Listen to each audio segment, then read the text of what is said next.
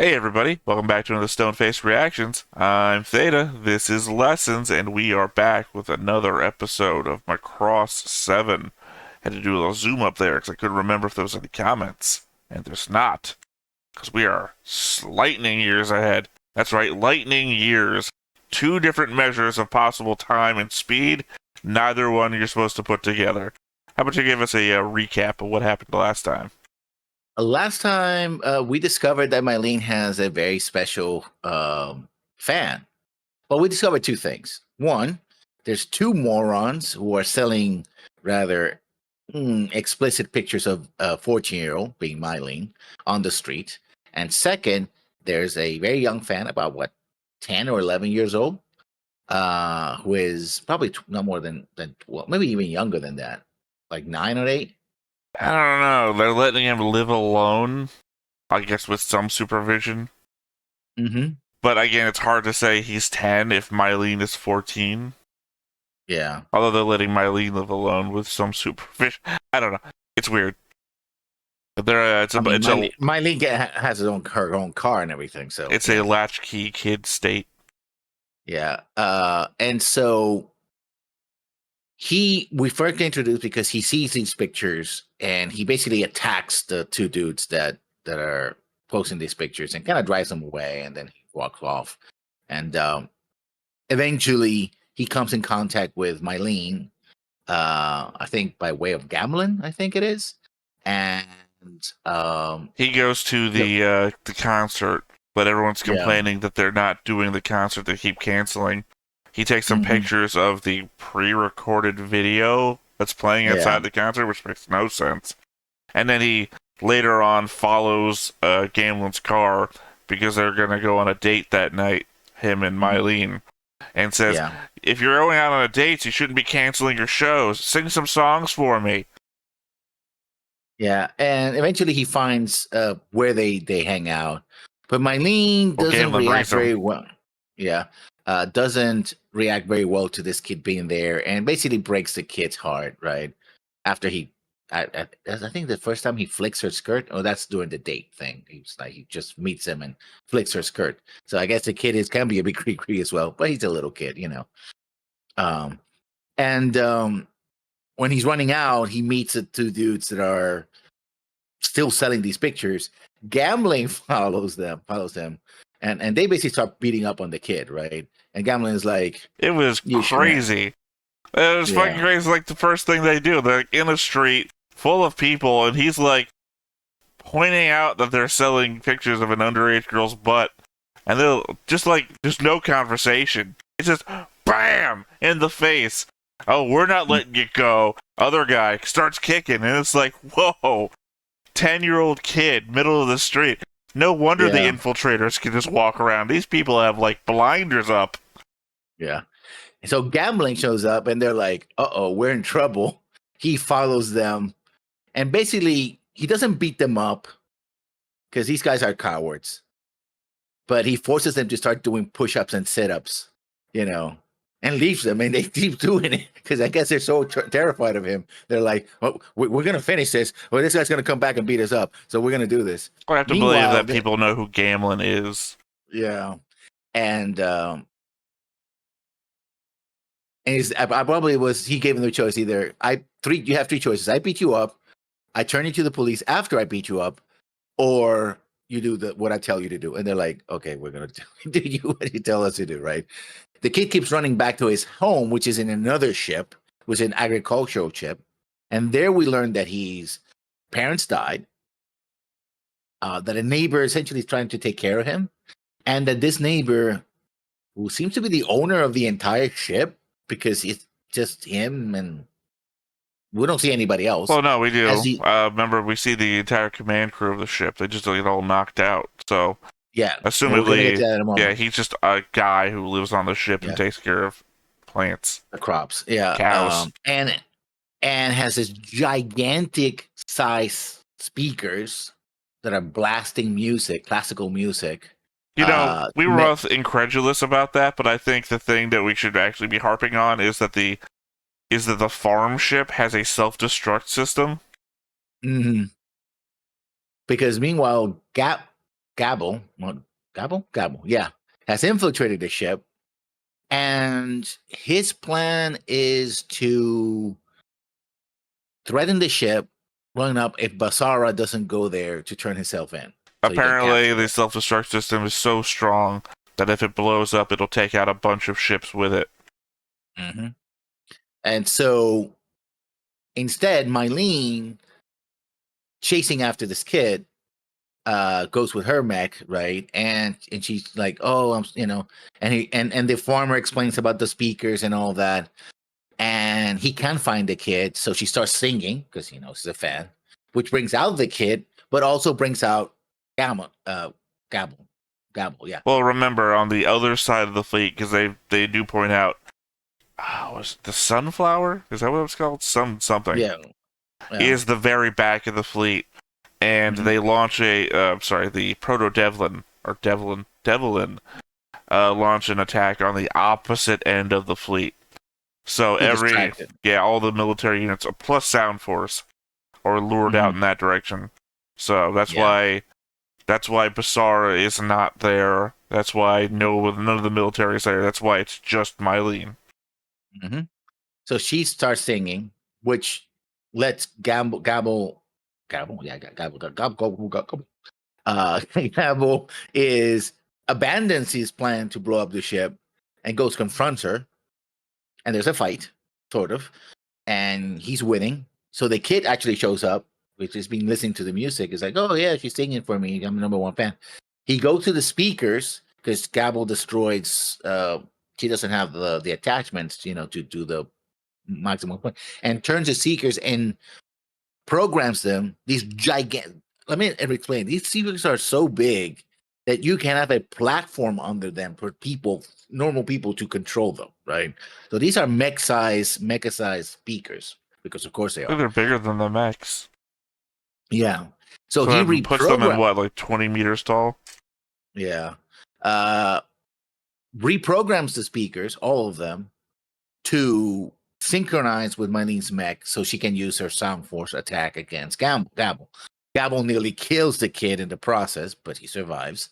Uh, Battered, bruised, but otherwise Oh, alive. broken leg, I think.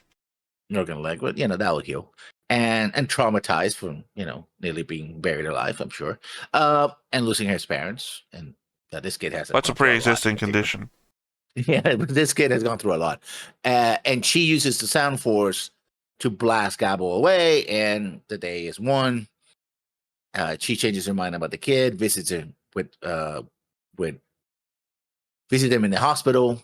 He's like, "Hey, Mylene," and by the way, a couple of things. The reason why she was upset with the kid was that he grabbed Guvava and started doing things, pulling his tail and everything like that, and Guvava was like, "Ah, I'm in pain," right? Because he was so excited. In fact, he even has a little like fake Guvava that he carries with him. He's such a hardcore fan. He wants to be like Mylene, right? And so she gives him a plushie, I suppose, a toy Guvava to have of his own. And the episode ends with him Uh, flicking the skirt again of Mylene. she doesn't give him Because she doesn't give him anything, actually. He has his old one. He has just fixed it up better. Because remember, when he first goes to their, yeah, I want to say Akiko, but that's the girl's name. Their apartment, wherever that is, I can't remember off the top of my head. yeah. He says, "Oh, I've never actually seen Guvava in person before. I didn't know what he would look like." So Mhm. he doesn't have him right, but we see him sewing up his little Mhm. doll thing in his hospital Yeah. bed. So it's not a new one. He's just made his old one look better. Yeah. All she Yeah. offers to give him is, I'll take a picture with you." So Galen Mhm. pulls out the camera, and that's when he does the skirt flick thing again. Mhm. And that's the episode. All right. Well, let's go to the board real quick. I want to handle at least one part of my notes that's on the board, which is new You. theory. Mm. Well, old theory went through before, and I think new theory, based on one of my notes here from previous 3 episodes. Going back over what they know, they say that the evil was created by the protoculture to defeat the Centrati. That's a new loop. as the previous information we got was that they made the Centrati to defeat the other protoculture, and that they made the evil, and that the evil were just better warriors. Then the Proto-Devlin took over the evil, which is where we assumed that the evil started fighting the Centrati. But now they are saying that the evil was always made to fight the Centrati. So, my new theory has to be that the other protoculture made the evil in order to fight the Centrati that the main protoculture created. Then at some point, the Proto-Devlin came and took over the evil. Which would make the evil the supervision army, I suppose? Well, that's what I've That's always just, assumed. That was from the yeah, first assumption. yeah, that's still is the same assumption, I guess. But yeah, he assumes the protoculture that we know, or at least have seen, or have considered to be the main protoculture, created the Zentradi. The other protoculture comes along. Well, doesn't come along. The other protoculture, at the same time, makes the evil, or the supervision army, or whatever. And we know that those two forces have been fighting one another the whole time. This line right here. But they're also made to fight the other protoculture. Well, technically, they're made to fight each other. But, their ultimate goal is to defeat the other side, because we know that two protoculture divisions are fighting each other since the moment they went into space. Yep. Then, of course, the Proto-Devlin take over the evil. Not much change there, since they were already fighting one another. And then I've just added United Forces to it with Rick Hunter, because Rick Hunter. What am I doing? Roy. Roy is the face of humanity. You have been watching the abridged. I haven't. I watched the first fucking episode, and that was it. You linked me the first episode. I watched it. I didn't finish watching it, but yeah, there's a this running room joke needs where, air conditioning. Yeah, Roy is constantly calling Hikaru Rick, and he's, my name is Hikaru. What are you doing? Like, oh, Rick. Like, it's easier. And even makes a joke about changing his last name. It's like, yeah, they had to change my last name because it was dirty. I mean, to be fair, Rick Hunter is a pretty cool name. But, yeah, so obviously we're aligned with some Centrati, we're at war with other Centrati, we're at war with Proto-Devlin, and we have a no known relationship to the protoculture, other than the fact they recognize us and have fucked with our history, so it gave them a white line. So yeah, this is my new theory of space diplomacy, I guess. Yeah. And of course down here I've added Maury because he showed up in an episode once. Dick hasn't, so Dick was only in the one episode. And I mean, Billy. they are the wingmen, so they do appear every time they have wingmen, but they don't say much. They're not on screen. They're just like little the Star Fox camera view thing. Do a barrel roll. Yeah. Maury actually showed up and had a conversation. Dick hasn't showed up since they made Diamond Force. Remade it, yeah. There was Diamond Force. It fell apart, and then he got remade under the command of Melia, the mayor. That's what happened. It's debatable. What is there to debate? Well, for one, we're having a debate now, so it is debatable. If it wasn't debatable, we couldn't have a debate about it. That is the definition of debatable. Also the fact that there is a line of continuation. This is my debate. Look, one, I want to do the semantic argument. That's funny. Two, there's a line of continuation that Gamlin was a member of Diamond Force. So the fact he gets assigned to 2 more members doesn't remake Diamond Force. He just gets bolstered. Yep. Reinforced, if you will. Look, anything is debatable. Put that one up there with my other argument of you can plan to improvise. Anyway, we have Billy. Has a green line to Mylene.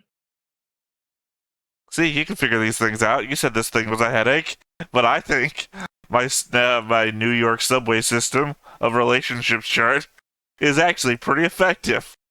I've ridden the New York subway system. It's simpler than this, let me tell you that. I've never been there. But I feel like I could engineer a city. I could engineer at least 3 Sim cities, apparently. Yeah. 4.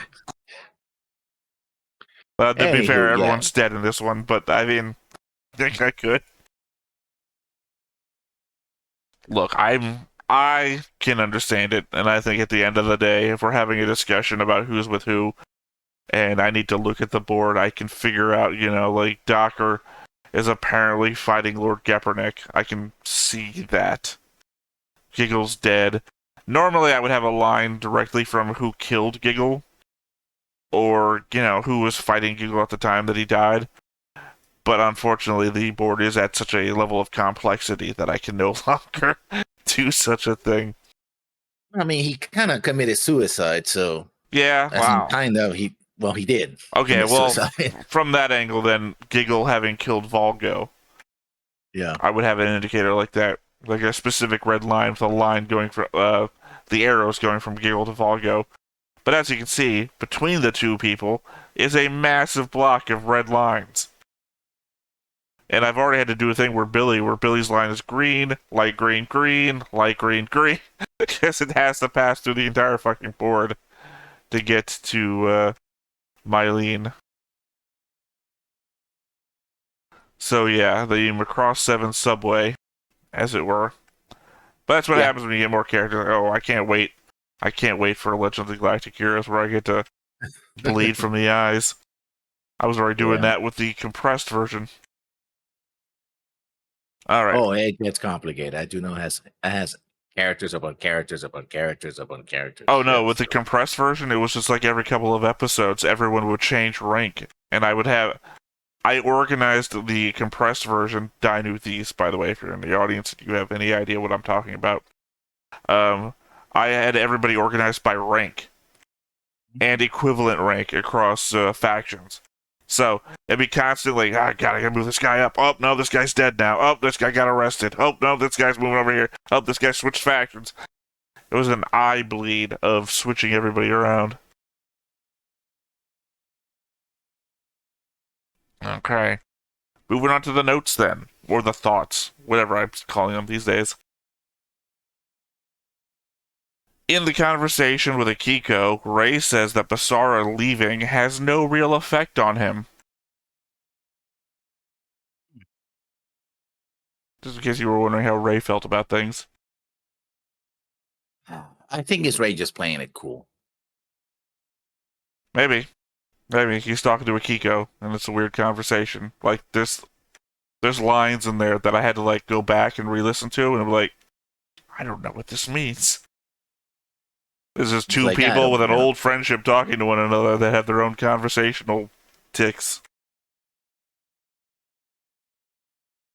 It looks like I was right about the evil just having different forms, and that's what the Proto-Devlin were possessing. Since we know that they were made to be...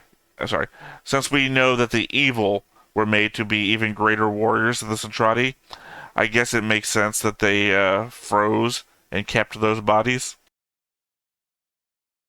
I guess, but who froze them? Did the Proto-Devil froze them? Did the Protoculture froze them? Protoculture did. You did? Yeah, remember they run out of, well, technically, I guess it's an element of, I guess that's victim blaming if you say it that way. The Proto-Devlin did, and that they ate too much, and they got sleepy. They got the itis from, people. Yeah. But, yeah. It's the idea that the Proto-Devlin are just, like, energy beings inhabiting bodies, so... Yeah. They're like, oh, I really like this body, I better freeze it and put it away for later.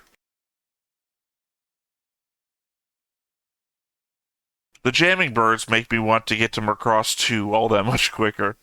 I just want to get to that song, not cut in with the constant screaming with fear. I'm still rooting for the jamming birds to get a win in before the end of the show. Well, minus Bobby anyway.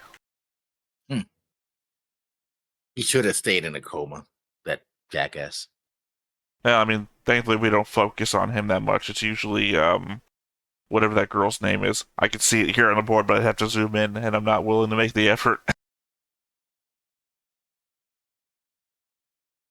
Geppernick tells Gabble to give the samples a good dream, like droplets of rain or dew or something like that. Then, when they take back some of the pilots with Sound Force, Gabble complains to Geppernick, and they say there is no need to chase the falling dewdrops. So it was Geppernick's plan for those pilots to find their way back to Macross 7. To what end? I have no clue, especially if infiltrators are still on the ship. The way Gabble mentions that breaking their mind control should be impossible, so I'm going to assume that they didn't fully, and that these guys are now just sleeper agents aboard the ship. I just think that Kaepernick doesn't care. No, The no, shorter, simple explanation is like she doesn't care. He I doesn't care. disagree. I disagree only because the metaphor follows. And Geppernick doesn't create metaphor unless it applies to something, as per the previous discussions we've had about the dreams being prophetic.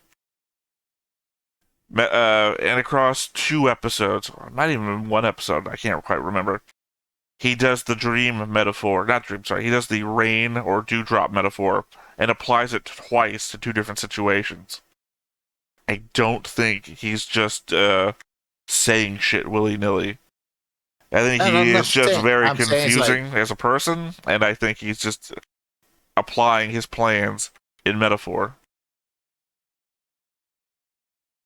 Well, again, he said, give them a good dream and droplets of dew and rain, and then he fucking calls the pilots dewdrops.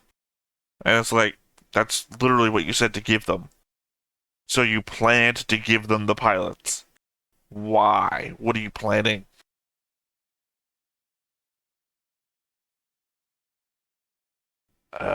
Sorry, I deleted the wrong thing there. Let's see.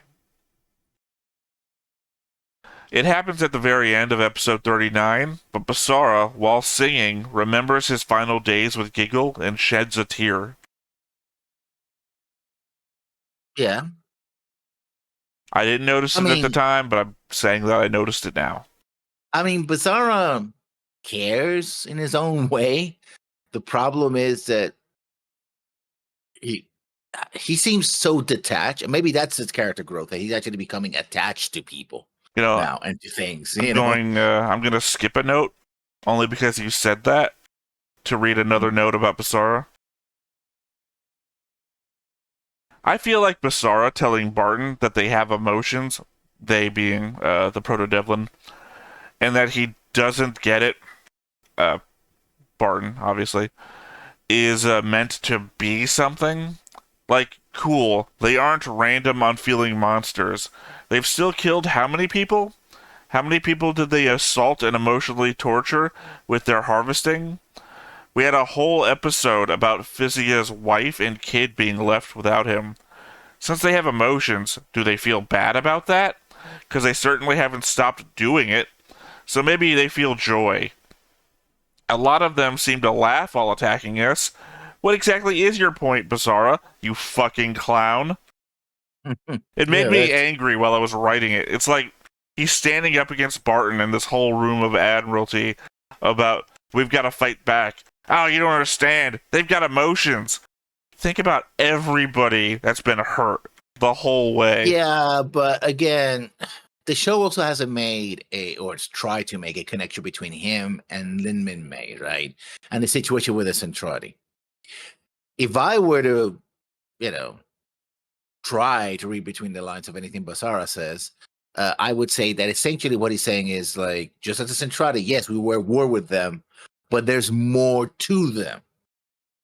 And so there's a chance for peace. There's a chance to, end this conflict without, Cool. Does it make any sense?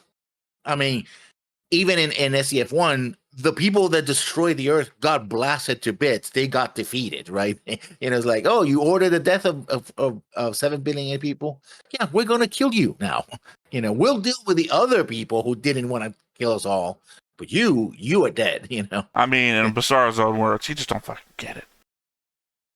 But then again, Basara doesn't explain. I've got a follow-up note here.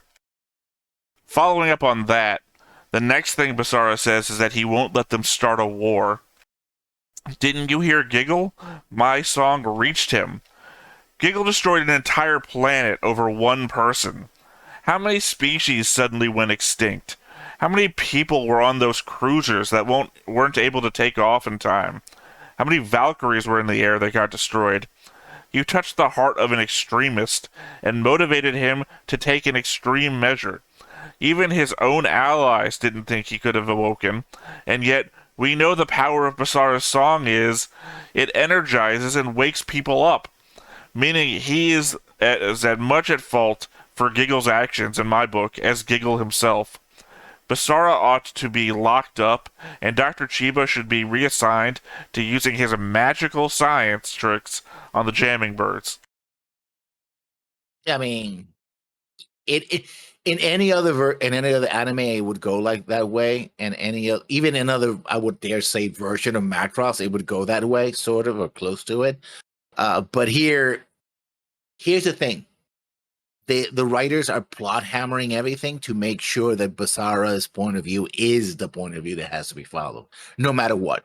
So it doesn't matter what he says; everything will always turn out Basara, right? Eventually. I think it is Basara. You know. It's some sort of play words where I'm trying to say Bizarro and not Basara. Yeah.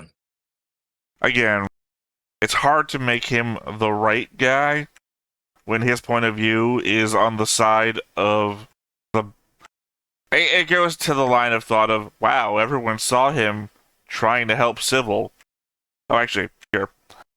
I feel like Firebond were showing off pictures of Basara helping Civil, and then us getting shown a news report dealing with the public fear about the Proto-Devlin and how they could destroy the fleet at any moment has to be about the same as when Dennis Rodman turned out to be a friend of Kim Jong-un, despite their threats of nuclear missile testing against the Western United States.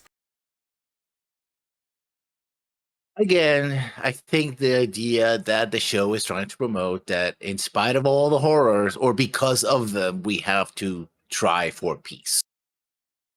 You know, at some point, you have to accept that after Giran does Operation British, maybe we shouldn't be friends with that guy. Yeah. Yeah, I know. But should that be arguing in that other show? Like, yeah, no. And you say, no, that, Admiral Revel was being a jackass. I'm like, I mean, yes, but also no.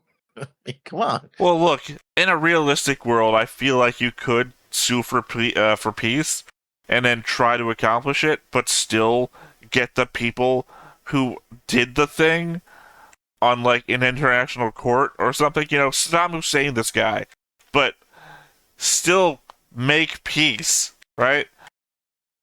I feel like it's the main Gundam argument in all future non-UC shows. Obviously, I don't know anything about what happens in the UC, but all the side shows are always about, look, a lot of bad shit's happened on both sides, and those people will be made to account for their actions. But people are suffering on the ground. We have to stop the ground level violence at the very least. Right? And here it's just like, who cares what Hitler did? Let's just, let's call an end to it all. There's good people on both sides. That's Basara's angle, I feel like. Has to be. It has to literally be Basara's angle. They're good people, despite what they do. I'm good. I've just said. You know what? Actually, Basara's angle might not be there's good people on both sides. He's actively always fighting against our side. So, yeah. God damn those admirals. I'm not to let them start a war to protect people. I better shoot Gamlin in the back with some more speaker pods while he's in a highly dangerous situation trying to save people. Won a poll, by the way. God damn, Basara won that poll.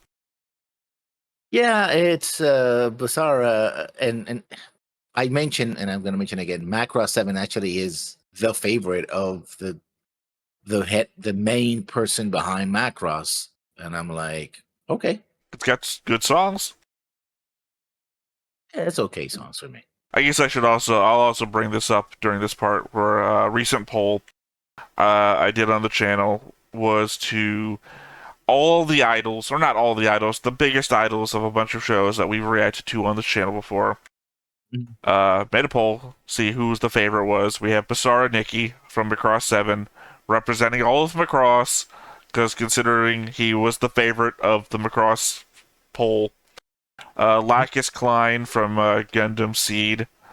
She's literally an idol in that show. Tsubasa from Symphogear. Technically, they're all kind of idols, but she's the one who does it professionally, so she's the pick there. And Hattori Goto from Bochi the Rock. Mhm. Hattori, even though she was beloved when the show was out, 16%. Wow. Tsubasa, another beloved idol from a very loved show, 21%. Basara Nikki, the beloved Macross idol, 22%. Lacus Klein winning the poll, 41%. The Songstress of Peace, I believe, is her nickname. Yeah. But it's been back in my head. I'm always thinking back to Gundam Iron-Blooded Orphans, the Maiden of Rebellion. But she's not an idol. She's a businesswoman, ironically. Alright.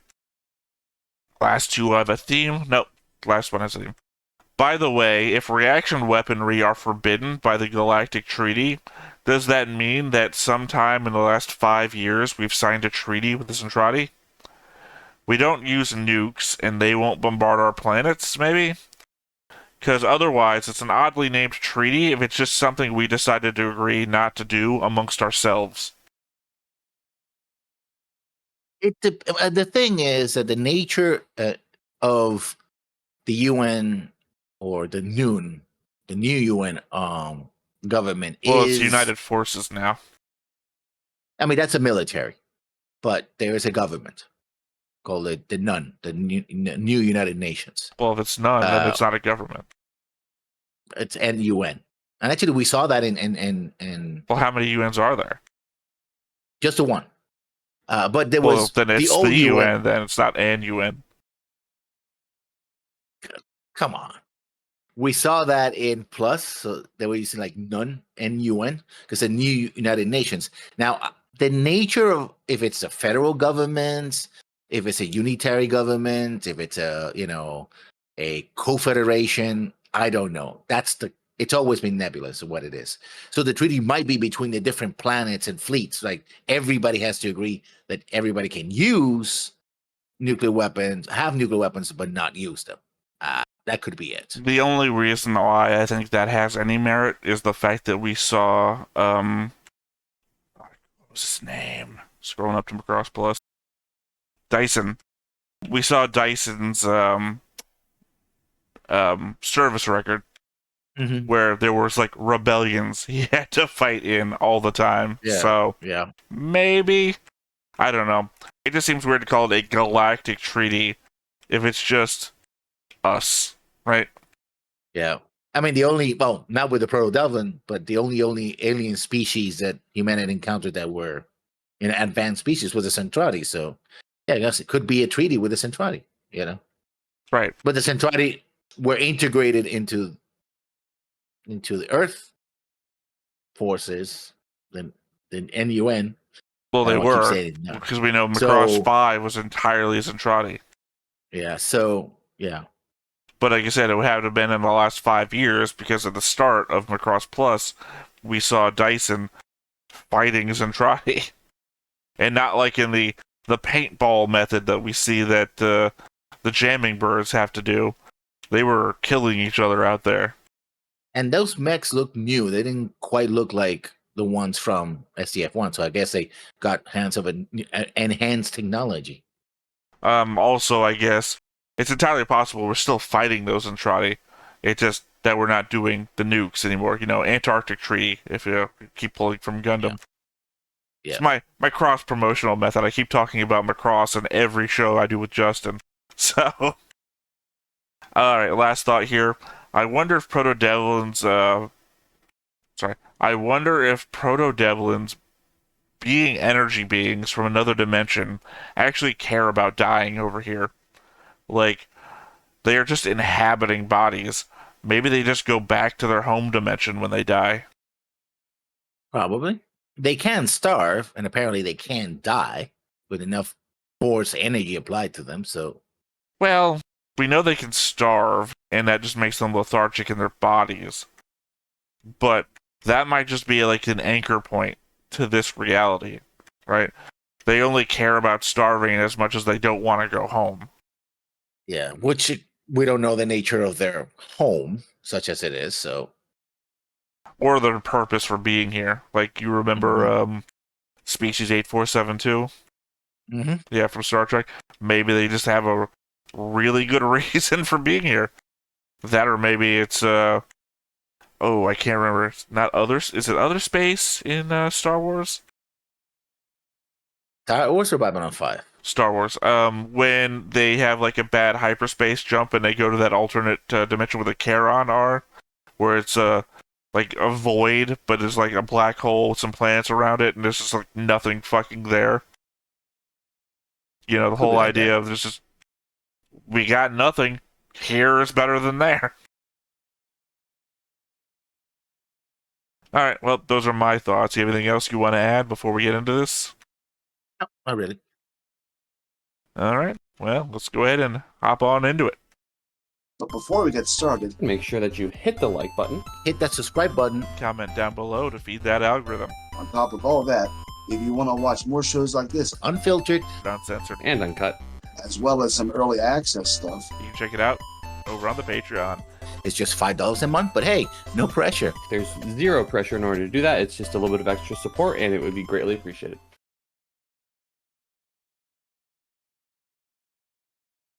God, there's always a song that the initial reminds me of.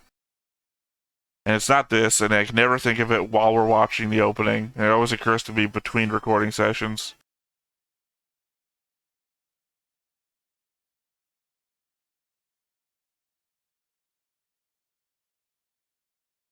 So by the end of the day, we should only have, 5 episodes left? Mm-hmm. And this week, we knock out. Well, actually, that's what I said, that the series should be ending on next Saturday. Well, If there's no interruptions. I mean, we also count all the other shit as the series, so technically. Yeah. Also, I'm talking about the episode. You say the series ending. Hell, that'll be like next year on YouTube. So, this is just to our recording schedule. But no, you said all of Macross 7, so I count all of Macross 7, which means next month. To be fair, we're here at the end of the month, so that's like saying, oh, it'll be next year when you're like 2 days away from New Year's. Yeah. But yeah, no, we're completing everything. We're not letting anything out. Not just on Macross 7, but the whole thing. All of Macross.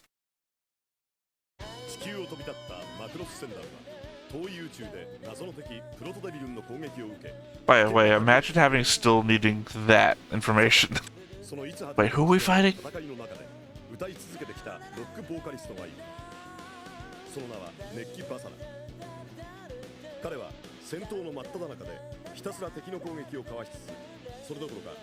they getting shot by speaker pods in the attack? Non-lethal attack, I guess. Depends. You're still firing a physical projectile at a person. I mean, like also, a taser is supposed to be not less than lethal. You know. Technically, the sound force itself is also an attack. Otherwise, Grabble wouldn't get sent flying off like he does.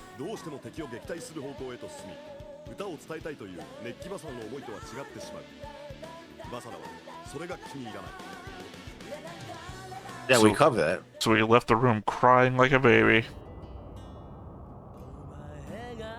In my mind, anyway. That planet is so gassy, I can see right through it.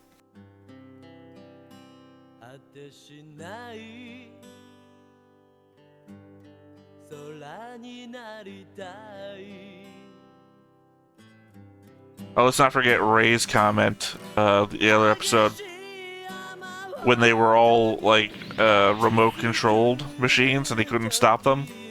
And like, yeah. Basara, you're not singing to anybody. Oh, he's singing to the galaxy. I guess. That's what Ray said. Oh, Einstein, and they wrote EMC, E equals MC squared on it. Yeah. That's where Dr. Chiba's supposed to show up to help with the research. Oh, and Fulmo. プロトカルチャーの作りし戦闘兵士エビル。プロトデビルンはその戦闘兵士エビルに取り付いたというわけですね。There you go. That's exactly what you said. 我々の目の前に現れたプロトデビルンのボディはデータさえ揃えば解明できますね。プロトデビルンを消滅させる手立てが見つかるかもしれません。ですな。遺跡の記録によれば戦闘兵士エビルは7体。7体だと。今のところ分析結果として So, not the Supervision Army then. ミリティアによって封じ込められたプロトデビルンは7体。あと1体どこかにいるというわけか。いずれにせよ。Yeah. 恐るべき我々の敵はまだ残っているということだ。It's called Gapernick. Less than a walker in you. 一刻も早く解明してくれ。アニマスピリチア。もしかしたら。何か分かったのかね。確たる断言はできませんが、自分は歌エネルギーと何らかの関わりがあるのではないかと。I'm sure let's tie this one nebulous idea with another nebulous idea. 自分はサンドフォースを使って試してみたいことがあります。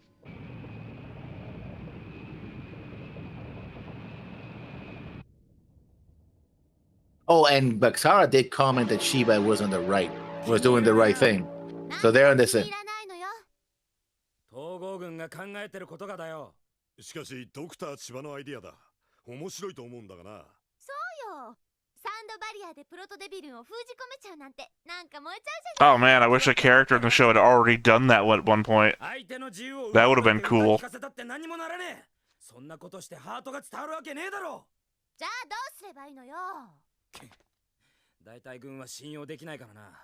シビロを捕まえた時、軍は何をしようとした？殺すに決まってるんだ。No, they didn't. They broke her barrier down and then almost woke her up to try and research her. They didn't try and kill her. They would have eventually, but they didn't that time. プロトデビルンを捕らえることが目的で、捕らえるのは俺たちだ。その後どうするか、俺たちに決めさせてくれと軍に交渉だってできるはずだ。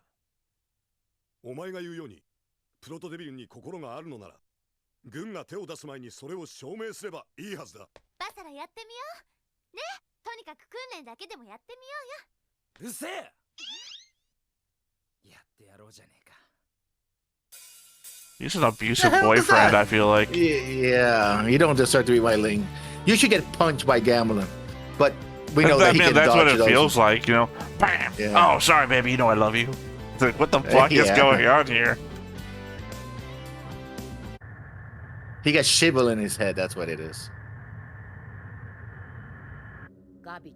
But again, he doesn't talk to anybody, so. はい、分かっています。しかし、度重なる作戦の失敗。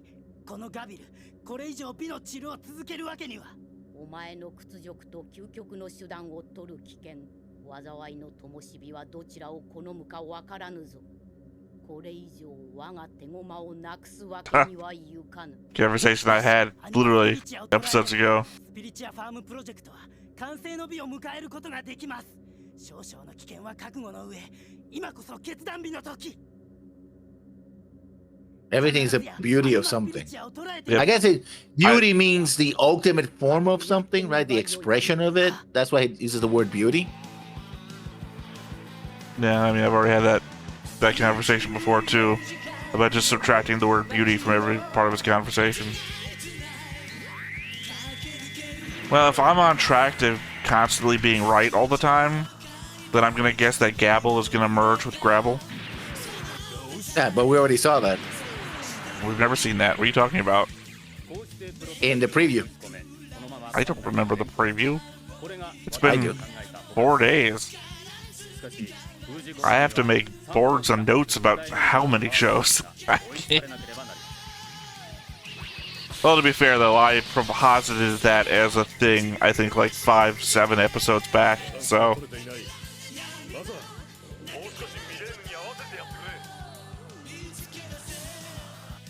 He's not gonna do that.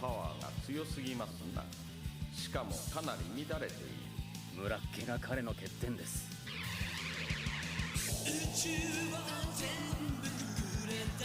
バサラ君、歌エネルギーの中心が定まっていないと、もっと気持ちをミレーヌに合わせて歌うんだ。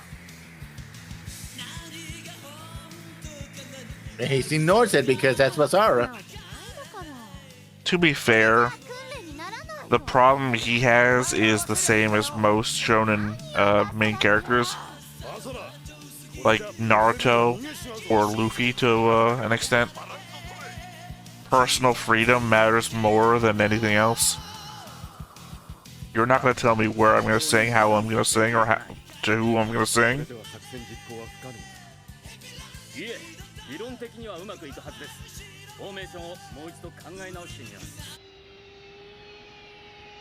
By the way, it's great that Grabble is just sitting there doing nothing, right?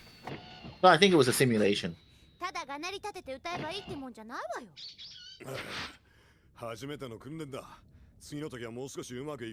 Yeah, it was a training session, so no.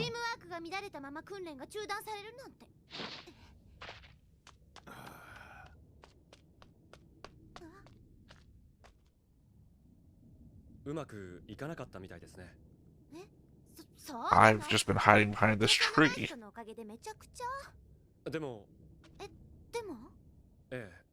どうでしょうか。確かにバサラの歌エネルギーは時々乱れることがある。そしてあまりにも強力すぎる。しかしミレーヌさんももっとパワーが出るはずです。 Wow. Hey, hey girl, can you be more powerful? Can you match this guy? 素直に歌い上げれば必ずもっと強いパワーが出ると思います。あ、歌のわからない自分が。You could be the Gohan to his Goku. 気分を悪くしました。ミレーヌさん。At least he did. ミレーヌさん。Yeah, you did. Also, she's a 14-year-old girl. Yeah.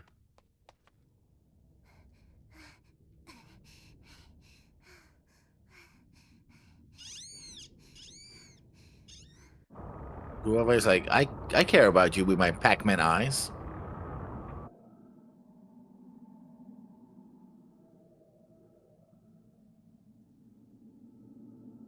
Quick, now's the time to attack.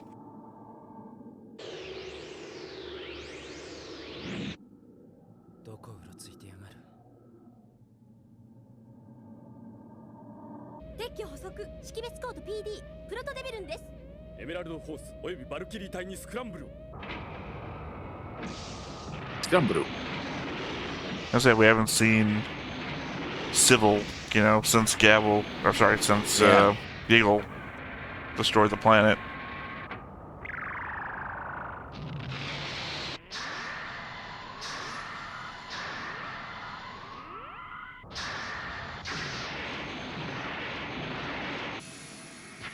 Yeah, Diamond Force don't get the energy launch pods anymore.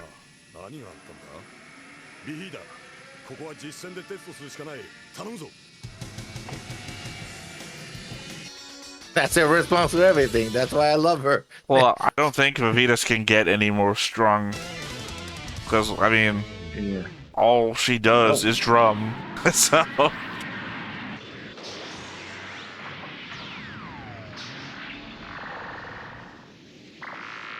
all I'm saying is I have to believe that Vivitas is drumming at her best all the time.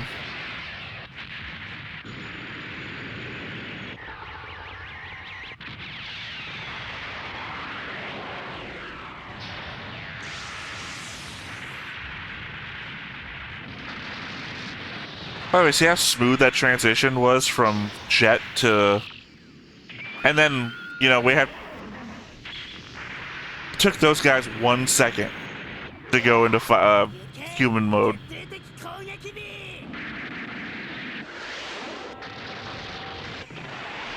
Oh, they missed us. Oh, poor bastards. They died.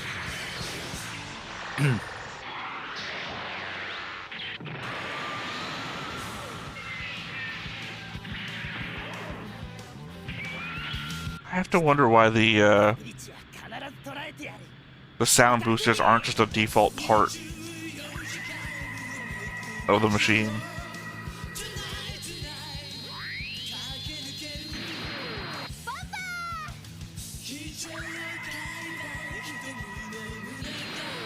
So he wants to capture them, and they want to capture him. I guess everybody wants to capture everyone else. I think what I would have done in this scenario is made a drone to capture the Basara's energy as some sort of like transformer that go in between. So weaken the side that goes to Mylene.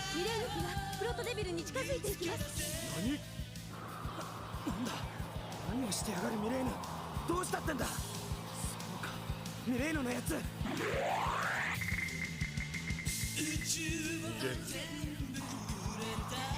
That's basically what I said, just without the drone part.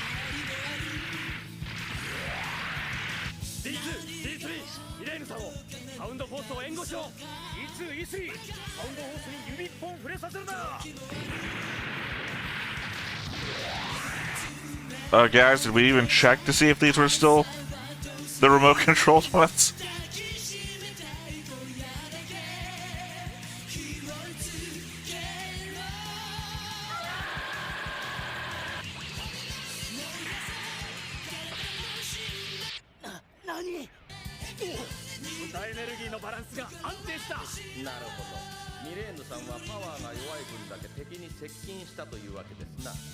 Thank you, Flomo. I already figured that out.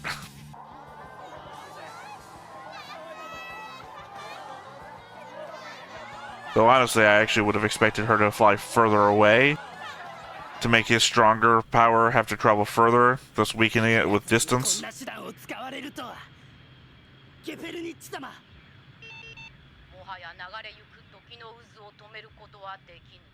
究極の手段とはいえ、もともとは真の姿。本来日、お任せよ。ガビル、流れは止められぬ。しかし、マルゴの流れに乗るわけにはいかぬ。せせらぎのごときわずかな時の流れに乗るのだ。ガビル、時の雫がすべて落ちぬうちに戻るのだ。ありがたきお言葉、光栄日。サウンドフォースでは近づけさせん。 I would not be able to serve under Kaepernick. It would be a constant theme of, what did you say? What does that mean?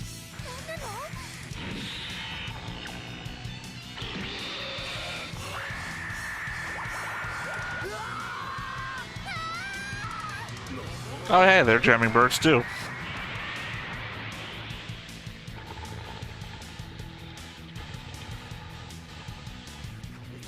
His true ultimate form. Caligula. I'm not quite certain how I'm going to do this on the board.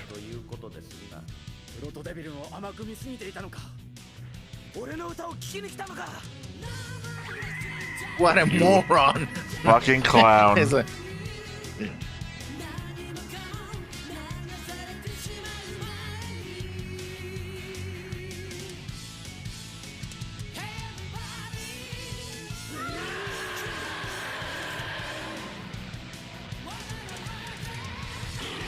Couldn't look more like a Final Fantasy boss now, though. yeah.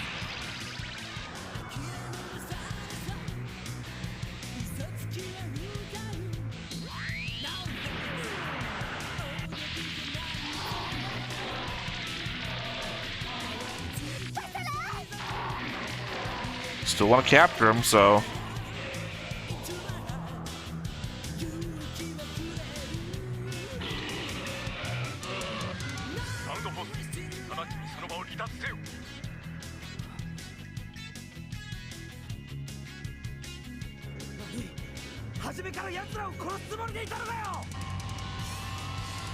No, we were planning to protect the 1 million+ people that are behind you.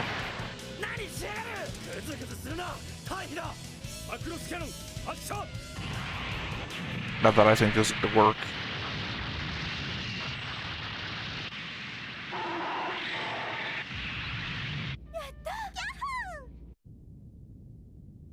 No, it didn't work.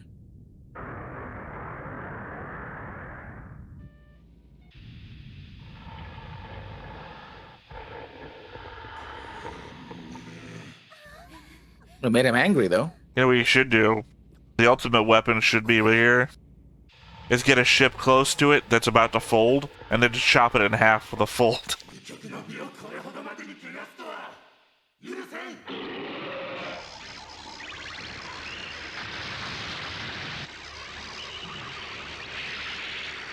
強すぎる。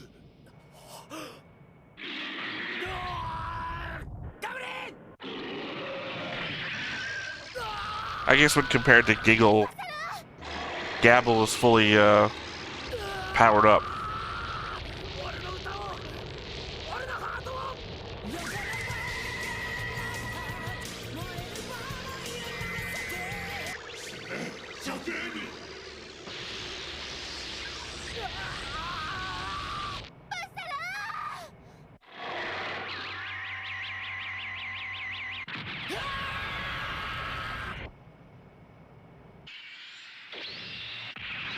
Civil.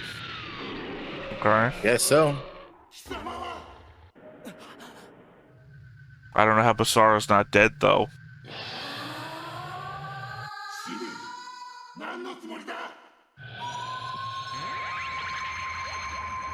They can't drain one another. We've seen that happening.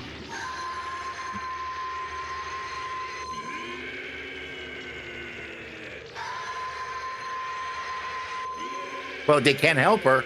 Power her up. So if they sing, Did not expect a beam battle in Macross. yeah.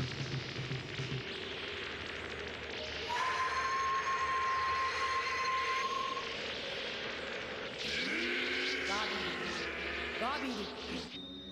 時の雫は尽きた。究極の限界が訪れる。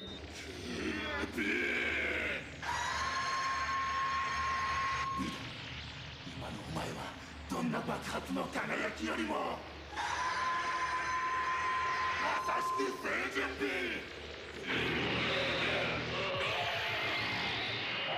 Also, Civil was strong as a merged being too.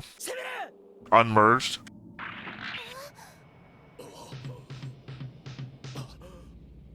They could have boosted her. They weren't. We actively saw them not singing. But they could have. They should have. Oh, I'm sorry. I thought you were implying that they might have been. I was saying no, they weren't. No.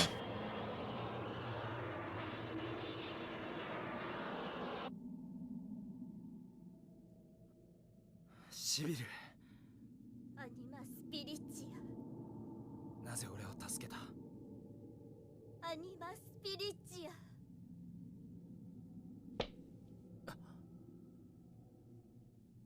シビル。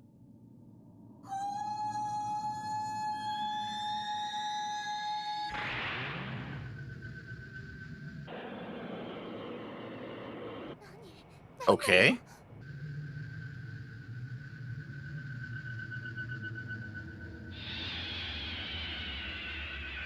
Oh, he's raining her. You mean she's raining him? Yeah.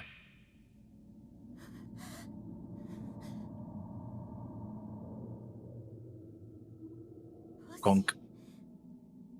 スピリチア欲しい Also, how can we hear what you're saying?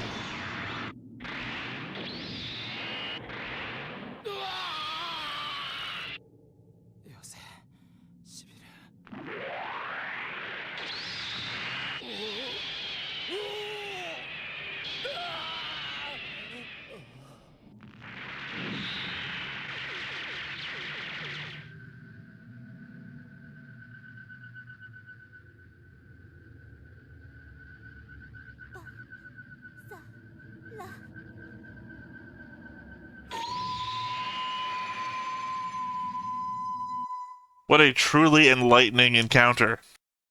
Yeah. I mean, she saved him, Yes. I guess, which was something, but Then went around and was the civil that we knew from before. Mhm. Literally, I don't remember how many episodes ago it was that she kissed him, drained him a bit, and then flew off, but it was just more of that. I don't know. Basara should be dead anyway. He took a blast that was stronger than the Macross 7 beam to the face. yeah. There's no way I his. won't argue against it. I'm not gonna like. Well, it's good. No, I'm not gonna argue against that. There's no way his little VF-19 would have the power to do like a pinpoint shield to stop something that's stronger than the Macross 7 beam. At point blank range, and while being crushed. Yeah, which also I guess doesn't show off a lot of intelligence by Grapple. I'm just gonna blow off my other hand with my other hand.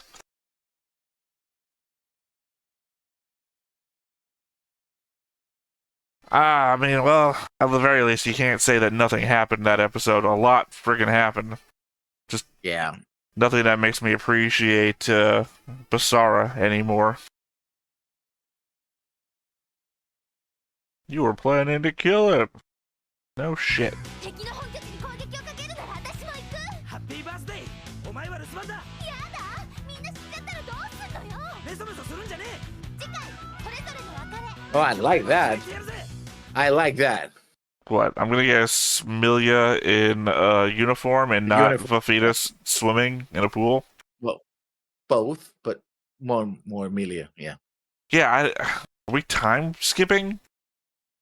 Because I it was real early for a ring pull. Well, my first I thought don't was, know. okay, we're doing another Slice of Life's episode, and this is going to be like a mistake. Oh, that's not why the ring was there. Also, I think he would wait a couple of years. You know, at least till she's like 16. One would hope so. Yeah. Well, I mean, legal age in Japan at the time of the airing, so. Yeah. It could be a promise ring, not a engagement ring. I don't know. It seemed like they're doing sparkle effect, which is Yeah. it's either the wonder of the situation or it's look how many carats this ring is. Yeah. It's zirconium anyway. I don't know. He's got who knows. Maybe he sold the VF-19. Buy it though. The military? Say what? Yeah. Well, or any of those private collectors. I guess. Yeah, a brand new, still top of the line, current model, fully armed, with a cannon designed to destroy ships. Yeah, I'll buy it for you. But no problem. Wait, it's We don't have to worry about VF-17, isn't it? It's VF-17. Yeah, VF-17. I'm thrown because I think one of the episodes that I watched when I was taking notes, I think referred to it as a VF-19. And it's like, that can't be right because the VF-19 is the swoop back.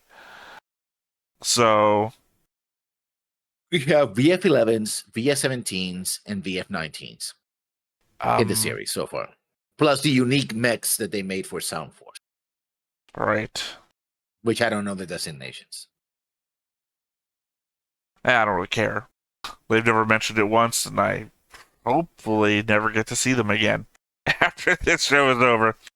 So, again, it's like the minor technical specification differences, and when it comes to Gundam, I don't really care. But yeah, I don't know why we would be going to individual goodbyes. I mean, obviously, the show is wrapping up. So, if we want some sort of, like, I don't know, the word's not coming to my brain. Climax? No, climax is what we're heading towards. Resolution? If Setup? we want some sort of emotional resolution, then obviously we've got to start setting that shit up ahead of time, especially if we want to end this thing like a action scene or something. Which probably what it gets heading up to. I mean, the final battle either way. Right. Yeah, kind of like the end of the love triangle and SDF Macross was a big fight. Going, we're gonna use weapons, and Basara's like, no, don't use weapons, cause cool, man, my guitar can do everything, and he's gonna do the guitar thing, and it doesn't seem to be working. But at the last moment, Shibu shows up, or something happens, and they power it up, and it really works. And Kaepernick shows up in his final form, like, I'm going to destroy you, my little pretties, and gets blasted or away or put to sleep or something. That's going to be it. That's going to be my prediction. The problem is the shows that happen after this. What if they all die? Well, or maybe not all die, but what if they all do an SDF Macross? They just go off and never get heard from again. No, that's true. I mean, you already know this. There's a crossover thing between Frontier and Seven. So I don't know anything about Frontier though. That's the thing. So yeah, no, but the fact that there's a crossover implies that right, yeah, but because Frontier is like 10 years or 20 years in the future. I don't remember. So I'm just saying I don't know yeah. anything. I don't know anything about Frontier. Frontier could go further into the mystical shit. Now we're contacting the afterlife. I don't know. Not knowing anything about what the next series could be about, and the unexpected nature of going from like SDF Macross and Macross Plus to this, that this is just not like. The closest thing this is to is Macross Zero, but this is like, I really like. Nobody can say that. This Macross Zero comes out in the future, so yeah. Somebody's like, I really like Macross 7, but it was a bit much. What if we like tuned that down a little bit? Yeah. We brought it down to earth, yeah. Consequence of war and all that. Yeah. Macross Zero is the better Macross Plus. I mean, well, that too, probably, in my head anyway. But it's the better Macross 7. I can see where you're going, yeah. I don't agree with it, but I can see where you're going. Well, I have my problems with Macross Plus. My problems with Macross Plus, though, are mostly mine. But also, I didn't like the music, and I feel like if you're a Macross show and you don't like the music of that Macross show, then you're probably not going to like that Macross show. Fair point. Again, it's a very fair point. But there's a lot of stuff I like from Macross Plus. Again, the whole AI thing. The ghost. I wish the fucking ghost had showed up in this show. Like, oh no, they're attacking us with a bunch of drones. Deploy our own drones. Also, it would explain away all the Valkyrie pilots that fucking die in every combat. It's like, oh, they're just unmanned ghosts. We use the ghost system in a whole mass scale battle sort of thing.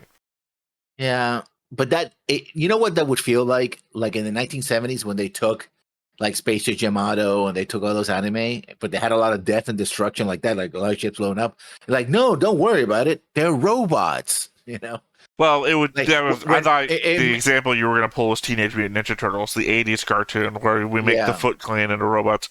But the thing is, though, we still have not main characters, but we have point of view characters in the like the VF 17s and the VF 19s, and we still have plenty of them. Plus, they are taking out the whole civilian body with their harvests and their infiltrators. It's the feeling like in Battle of the Planets or in Messenger, stuff like that. When they, there was this big battle in the middle of Tokyo, whatever, and the bad guys are blasting like, squadrons worth of fighters and tanks and stuff like that. They're like, oh, the automatic defenses of Earth are failing to stop the giant.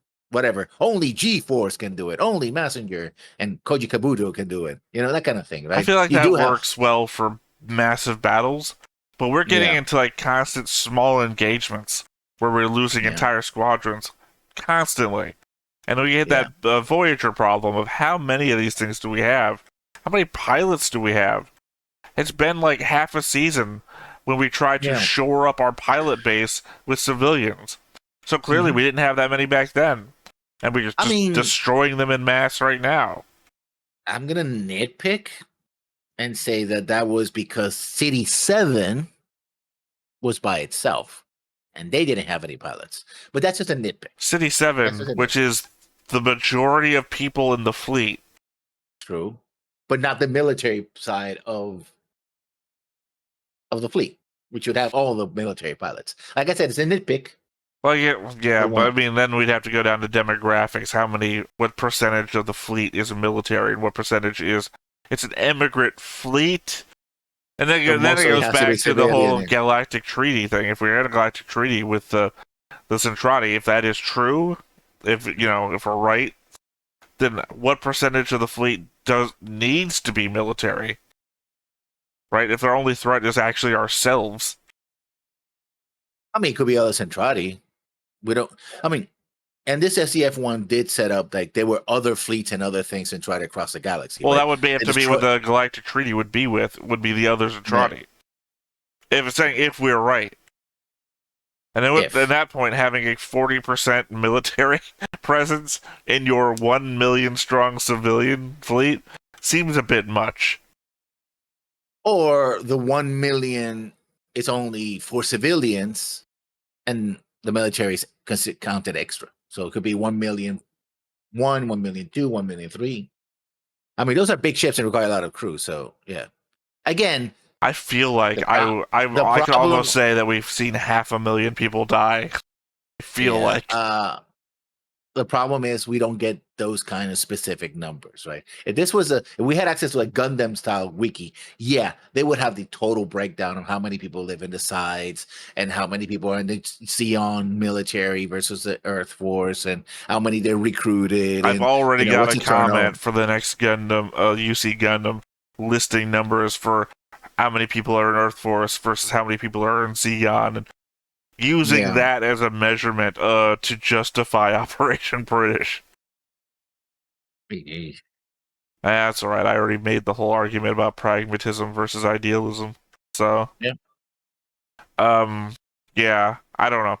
This episode, more shit I don't like about Basara, specifically the military plan to kill her. No, you made that up. They did not say anything about killing her. They were doing research. They didn't say anything about killing her that entire fucking episode. Killing. No, I'm talking about in the early part of the episode when they're playing their instruments back at their little home base. They were talking about when they captured Civil, and he said they were planning to kill her. No, they didn't mention that once. They were saying we need to do experiments. We need to know more about the enemy. So now Basara is an unreliable narrator, just making shit up. And again, because we don't know much or anything about where Basara is coming from, statements like that come out of the blue, right? If we knew, for example, Basara had a bad experience with the military, like, he was wandering around because his family got caught in the crossfire between a Centrati raid or a rebellion or something like this. Like, yeah, I've seen the wars of war. It doesn't matter because the military always effed up, right? Even if they claim they're trying to save us. If that was something that Basara had experienced and we knew that he experienced it, it's just throwing an example there, headcanon. You're like, okay, I get where he's coming. He doesn't trust the military because in his personal experience, the military, even when they say they're defending us, they kill people and mess things up, right? That would make sense. But we don't have anything to back that up. At no point other than I'm a pacifist and I want the galaxy to hear me sing, do we know that Basara, doesn't like the military. That's it. Nobody knows anything about his backstory. Nobody fucking cares. And the thing that we saw in the short doesn't indicate anything to us at all. Yeah. Maybe you could say that the people who we were singing to and were also refugees, but again, we don't see any fighting. So I think one of the things, maybe this is a bit, this might be a cultural aspect as well, that Basara being a pacifist is relying on the idea that the default expectation of many Japanese would be to go to peace, right? We've seen the horrors of war, in our own history, and therefore there's still a strong... I don't think that can be true. I don't think that can be true because the default of everybody in the show isn't that. Yeah. So he can't represent the default when he's actively going against the mainstream.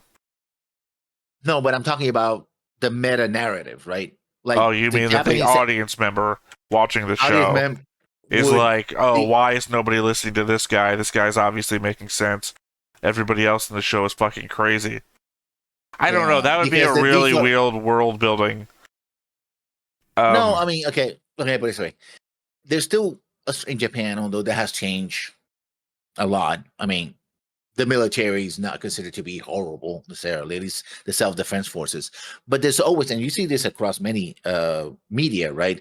That the default is to be anti-war, not necessarily anti-military, but anti-war, right? So when you have a character who's so strongly, pacifist and won't start a fight, and he's principled in that sense until he gets angry. Mylene wants to hit her across the face, which is a problem. I have to mark that up. Then it's like, oh, I get where he's coming from. He doesn't want war. We don't want war, right? But in the thing is that the series says, yeah, we don't want war, because clearly, if they could find a way to solve this, I'm sure that Max would take it. I mean, he backed Project M, but it's at the same time, it's like, but they're killing us, and they use Right. it as a food source. You were literally being crushed by this thing. If we didn't take fire, shoot at it, you would be dead, and we had nothing, right? So, Well, my there's point about world building is more so that if his point of view is the audience's point of view, which is to say, what we're thinking is what Basara is doing, then to make the world of Macross 7 one which stands opposed to the viewpoints of the character, not the character, sorry, the viewpoints of the person watching the show, as to be almost alien in the thought process, or not alien, so backwards, right? That's 1940s thinking, and we don't do that anymore. Then that feels like the entire show, except for the one character, is made to put you off. And that seems like a bad way to start a show. The same way that we're put off by Basara, you and me, yeah. we're put off by one character. Imagine being put off by everyone but the one character. That would be an even more difficult show to watch, I feel like. That just seems like it's bad world building. Also, you see how different characters like Sheba, Gambling, Ray, and others are sort of falling into Basara's orbit. Like Mylene was like, "No, we have to fight," and it's like, "No, I think he has a point. We have to use this, right?" You can start that way, but the show is like, no, Basara is always right, even though Basara never explains himself, right, or rarely does, and when he doesn't make any sense. I feel like that's the only point that's earning you anything. Is that Basara doesn't explain himself, because if the default point of view for the audience is supposed to be Basara wouldn't have to explain himself because the audience member already knows what Basara's thinking. But then again, it still makes it a really bad show. Yeah, I agree. I mean, I'm not saying that. I'm putting that as a note, and people in the comments when you finally watch this episode and a commentary, feel free to correct or not, or saying you're way out of base and making these assumptions, or maybe you're right but you're getting this part wrong. Feel free to jump in. That way, we both can learn together. My final thought here: the Venn diagram of people who stayed this long with us on Macross 7 versus people who really love Macross 7 and just us not getting it, I'm assuming, is what it's going to be. Mm-hmm. It's going to be a very small crossover there. It's very thin line right there in the middle of it. Like, people who stood so desperate to watch somebody react to Macross 7, people that are willing to watch somebody not get the show that they love. Or trying to explain to us, like, dude, you don't get it, Yeah, for 40 episodes. This is the internet. So people telling other people that they don't get something and how wrong they are, it's also a thing. Oh yeah, the third circle on the Venn diagram to make that are people who will make that post in a way it's acceptable that I will read it. So that's the part that, yeah, because somebody's wrong on the internet is a powerful motivator for the internet. Okay, to addendum to my final thought. This is something that's come up a lot with older Gundam shows that we've reacted to on the channel before, of people just being fucking insulting in their corrective statements and everything. You fucking idiots. You're so slow. You can't keep up with any of this, and you talk over everything that's happening. People like that. And I've always mentioned that I had those problems with people like in Gundam 00 and shit like that didn't like our takes and didn't want to talk about it. They just wanted to insult people that they didn't agree with. Versus the best community I think I found on here was from Maiden Abyss. Those people would not only correct, but they would share stuff that you wouldn't know because it doesn't come up from the manga from the manga to the anime. And those people genuinely in those comments felt like they just wanted to share the show and help us enjoy the show. They wanted us to enjoy a thing that they enjoyed. They didn't want to correct, they wanted to guide. And that's not a thing I've gotten a lot of other shows. There's a lot of other communities that don't want to guide. They want to instruct, correct, and insult. And I wish we could get more Maiden Abyss fans, that's all I'm saying. Yeah, I mean, there is that sense of I know that you're wrong, and it's less about correction; it's more about showing that they know their stuff, right? That they're true, what I call true fans, basically, with trademark. It was like, I don't care that you don't know this; I know this, and I'm going to show you that I know this. You moron, you pathetic piece of whatever, right? It's like I have to show you that I know my stuff. Well, I mean, even Because then, that's what a true fan. it's an element of being a cool teacher, right? You know Yeah. why this is so cool? Let me show you why this is cool, and maybe then you'll think it's as cool as I do. Which isn't about showing how smart you are, it's about showing why you love a thing, and hopefully finding somebody else that'll love it the same way that you do. It's just not about knowledge or being better than anybody, it's just about, let's enjoy this really cool thing together. But that also has to have the element of understanding that even if you share with it, you hope that people get it. But if they don't, well, that's okay too, right? And that's the last bit that people go like, no, I cannot accept that you don't like the thing, or I cannot accept that you love this. How can you love this? I hate it. It's like, okay. I mean, I've done reviews for video games and stuff like that in my own channel, and I keep doing it from time to time. And one of the things I say is, I say my piece, but I always say I want to understand why. If I don't like something, I want to understand why people like it, and if I love something, I also want to understand why people don't like it, right? Because even if I say my opinion is an informed opinion, which it is often, hopefully, it's not universal, right? And media is mass media, so a lot of people are going to get it. People are going to go like, this is the best thing ever. People are like, I don't care. And people are like, oh, I hate it, right? And trying to understand why people like things and hate things and find them, okay, it's part of what a critic should do. And commentators should do, right? You should come from that. So I invite people who comment, as already Ractus has done, Theta has done, to, try to consider other people's opinions, right? We're saying this from our point of view, right? And sharing it with you and trying to explain why that is. We're not simply saying we don't like it. Because if we said that, it was like 5 seconds. We watch the episode. I don't like it. The end, right? Oh, what was that? Flight of the Conchords, right? Your raps are bad. Give us more actionable intelligence, please. I need something I can work with here. Sorry, Hip Hop Hopopotamus, if anyone's familiar with the song.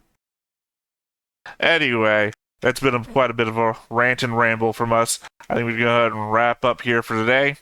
I have been Theta. This has been Lessons. We have been Stoneface Reactions, and we will catch you next time. Bye-bye. Hey everybody, thanks for watching another Stoneface Reactions. If you have an idea of another video we could go ahead and watch, go ahead and put it in the comments down below and we'll add it to the wheel. Be sure to like, comment, and subscribe and let us know what you thought about this video, what parts you liked. And until then, we'll see you next time. Is this too goofy?